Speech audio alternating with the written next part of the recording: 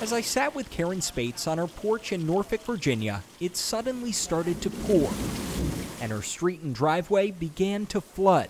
How's this for a storm? Nothing. She's used to this nuisance flooding, living along the Elizabeth River in southeast Virginia. Have you seen it get worse throughout your life? I have.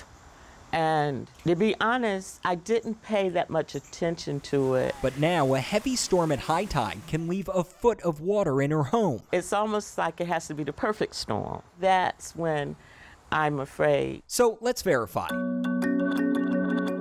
Are rising sea levels threatening coastal communities in the U.S.? Our sources: 2 oceanographers, Norfolk, Virginia's chief resilience officer, a climate change nonprofit, and 2 homeowners in Norfolk, Virginia. Are sea levels rising right now? Sea levels are rising. William Sweet is an oceanographer with NOAA. Sea level is going up across the entirety of the U.S. coastlines. Ben Hamlington heads the NASA Sea Level Change Team.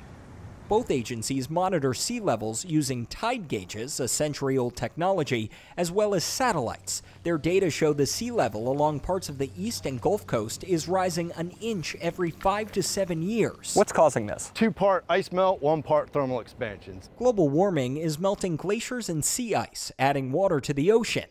And the ocean is absorbing excess heat from greenhouse gases in the atmosphere, causing it to expand. And on top of that, the land in some coastal areas is slowly sinking. Flooding that used to not occur now is occurring on sunny days. And with the warming climate, sea level rise is expected to accelerate and cause 5 to 15 times more flooding in some areas by 2050. When you have that larger sea level, the impacts of a storm is certainly going to be that much worse in the future. 40% of the U.S. population lives in coastal counties, and a 2019 study found sea level rise could displace 13 million Americans by 2100. Unless we do something about it.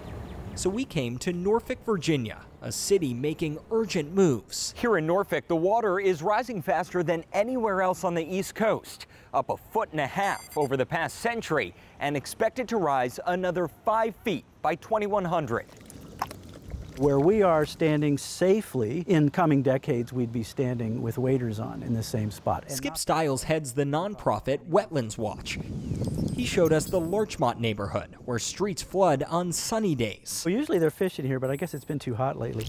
During storms, homes here are often damaged, and roads are impassable for emergency vehicles. FEMA has helped elevate around 25 waterfront houses in this upscale neighborhood. We're preserving the lifestyle of folks here, but at some point it becomes untenable. And when that is, who knows?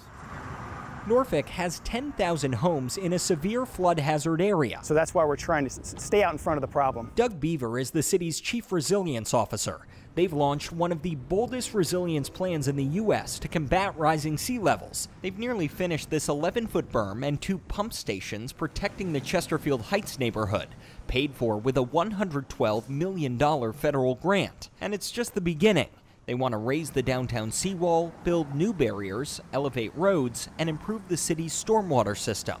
They plan to spend $1.8 billion in the coming decades. Norfolk alone won't be able to carry this burden. A study from the Center for Climate Integrity found fortifying all U.S. coastlines with seawalls could cost $400 billion by 2040, with $30 billion just for Virginia. At what point is it more cost-effective to try to help people retreat? There'll be places where we think that managed retreat will be the right solution.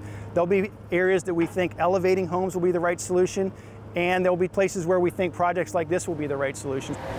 FEMA and the city have only bought out and demolished 3 Norfolk homes so far. They were all on this block. Did they make you an offer? They did, yes. Joe Sleeper owns the next house over.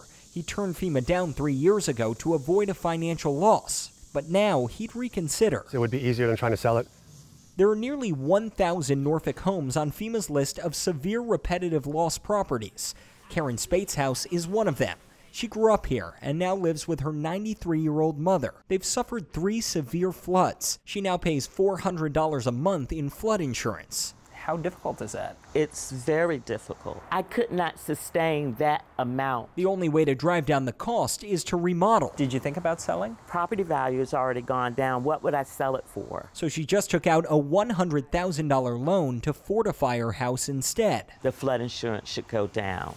She says the home just needs to survive her lifetime. I believe with the work that I'm doing that I can be here 30 years. Karen may be a good fit for a new program in Norfolk. It offers incentives to developers who want to build in safer areas if they buy out vulnerable properties and put the land in a conservation easement. The homeowner gets paid and can stay until the house floods or the water level gets dangerously close. Then the home gets demolished. I can tell you people who have this situation, if somebody comes along and offers you some cash money so you can get out of your house, you'll take it.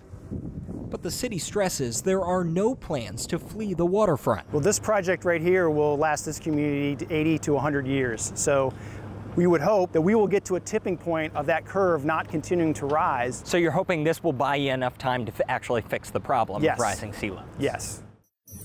So we can verify, rising sea levels are threatening millions of Americans in coastal areas, and some cities will need to spend billions of dollars in the coming years to protect their communities. I can't run from this. I have to do something.